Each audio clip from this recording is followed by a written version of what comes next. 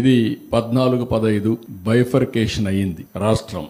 అప్పటి నుంచి తెలుగుదేశం పార్టీ 5 ఏళ్లు అధికారంలో ఉన్నాం. 14 నుంచి 18 వరకు 14, 15, 18, 19. ఆ రోజు మీరు చూస్తే నేను ఆ ఫిగర్స్ అన్నిటి పోవడం టైం అవుతుంది కాబట్టి ఇక్కడికి వచ్చినప్పుడు ఆవరేజ్ జిఎస్టిపి గ్రోత్ రేట్ 13.5%.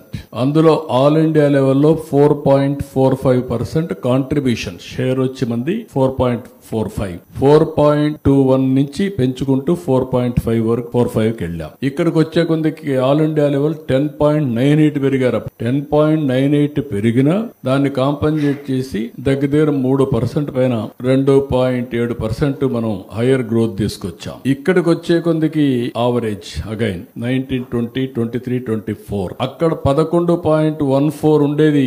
ఏ రీజన్ తో పడిపోయిందో 5.94 పడిపోయింది. మొత్తం ఓవరాల్ గా చూసే కొందికి 10.32కి తగ్గిపోయారు. అదే సమయంలో ఇక్కడ 10% ఆల్ ఇండియా గ్రోత్ రేట్, దీనికి దానికి ఓన్లీ 0.32నే డిఫరెన్స్.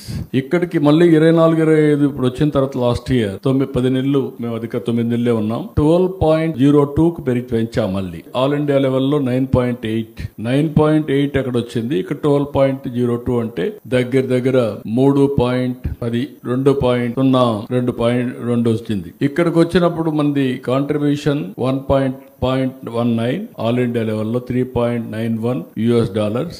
ఈ రోజు USD INR వేసుకుంటే 84.5ని వేసుకుంటే ది క్యాలిక్యులేషన్. ఇక్కడ మీరు చూసినప్పుడు ఇక్కడ డిఫరెన్స్ మీరు చూస్తే క్లియర్ కట్ గా 13.5, 10.32 దగ్గర 3.03 డిఫరెన్స్. 3.03 డిఫరెన్స్ ఉంది. ఇంకా ఎక్కువ 3.23 ఆ డిఫరెన్స్ కనపడుస్తుంది.